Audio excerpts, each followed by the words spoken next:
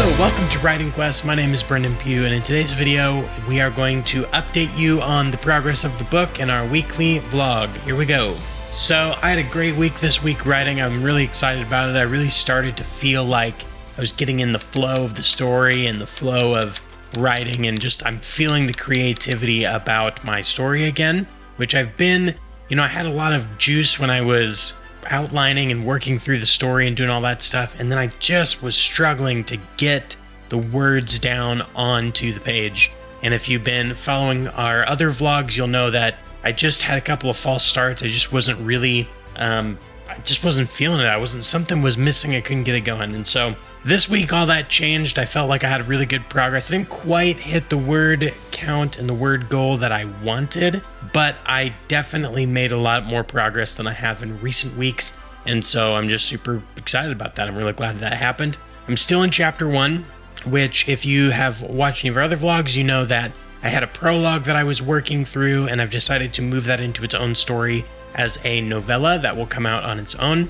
And I haven't worked much on that because I've been just getting really into the groove on the main book of Wolves and Wizards.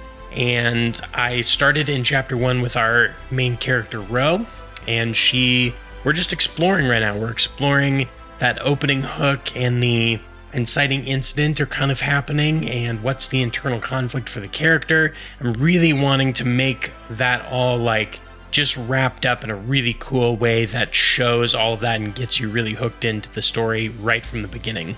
So, all that being said, let's do a few updates on the story. So, as of this morning, I have written 4,161 words. So, that is awesome. I'm super pumped about that. Our goal is 250,000 words by the end of the year, so I'm a little bit behind on that, but I'm still supposed to be doing about 1,050 words a day. So I had already planned on doing 1,000 words a day, so I'm really not that far behind in the grand scheme of things. And I'm working on some methods and things to actually hit that 1,000-word goal every day, which isn't a whole lot of words. It's not that terrible to get through unless you're busy. Like everyone is busy, and it's hard to get those words down sometimes.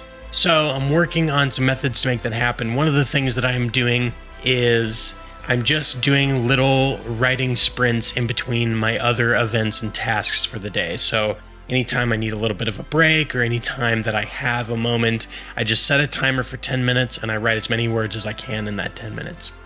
What I'm finding in those moments is that instead of setting myself that word count goal for the day, if I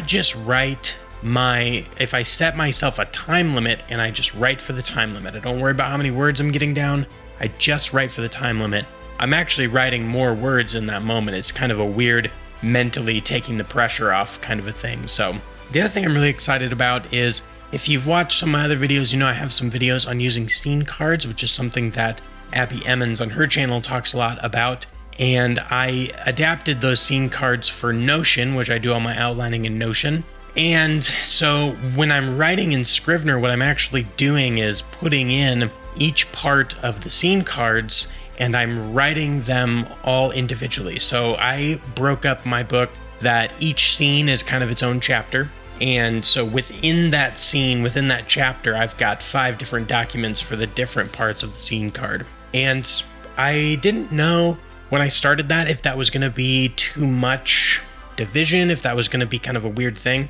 And honestly, I think that's part of what's helping me get back into writing more consistently and more words, is I'm actually, being able to just focus on one single part, knowing kind of where I came from, knowing where I want to go, but just zeroing in on that specific moment of the scene has kind of just taken the pressure off and unlocked a little bit of creativity.